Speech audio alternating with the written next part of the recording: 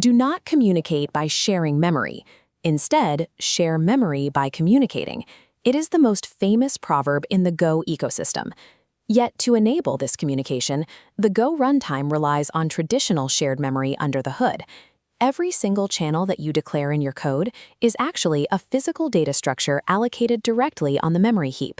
Specifically, it is defined within the runtime as the Hchan struct. Every channel is comprised of a runtime mutex, a circular buffer, and 2 wait queues. Engineers who treat channels as magic rather than predictable data structures risk miscalculating latency and introducing severe lock contention into their systems. To understand this latency, we will build an Hchan struct from scratch in heap memory. We start with the foundational component required for concurrency safety, the runtime mutex, represented by the lock field. Every channel operation acquires this lock. Next is the buff field. This is a segmented circular array used for temporarily storing buffered data. To track where data is placed and read within that buffer, the struct maintains 2 index pointers, sendex and revsex.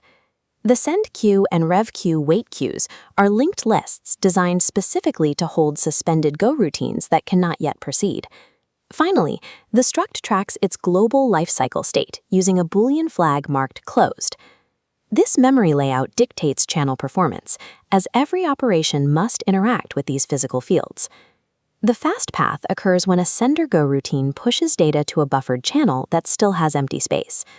The goroutine must first acquire the Hchan mutex lock.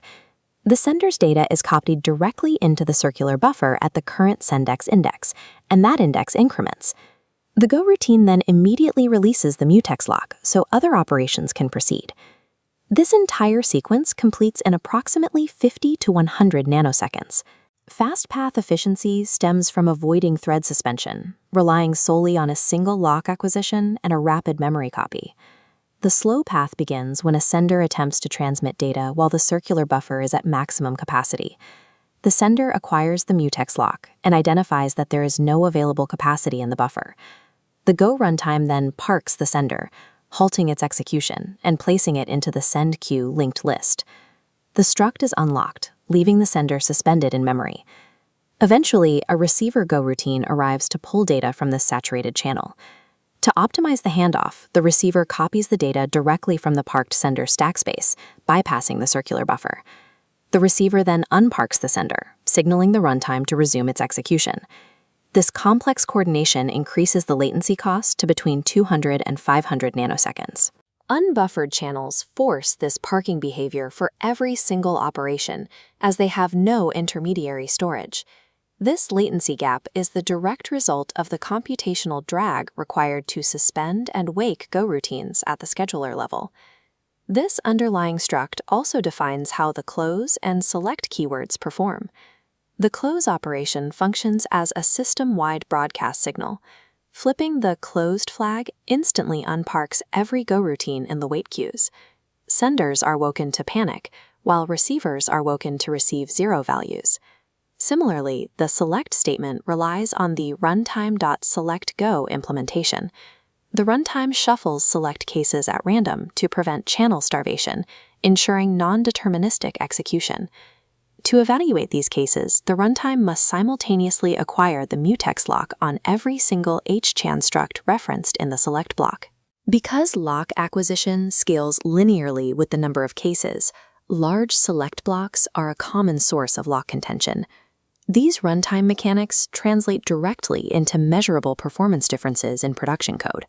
For simple shared state protection, like incrementing a counter, a mutex completes in 45 nanoseconds, while a channel takes 350 nanoseconds.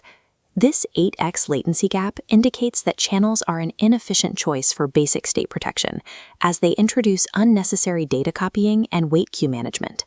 In contrast, for producer-consumer scenarios requiring ownership transfer, the channel's 80 nanosecond completion time outperforms manual mutex and condition variable setups. Channels are more efficient here because the Hchan struct is specifically optimized for signaling and memory handoffs. This leads to a clear heuristic: use pure mutexes for shared state and reserve channels for transferring ownership. The Hchan struct provides a mutex for safety, a buffer for asynchrony, and wait queues for blocking. Factoring in the cost of the underlying copy and park operations allows you to predict the performance of concurrent code before it is deployed. Next, we will examine the garbage collector internals, including the tricolor algorithm and the impact of pointer counts. Grounding your architectural decisions in these memory layouts ensures your concurrency patterns are dictated by the physical costs of the Go runtime.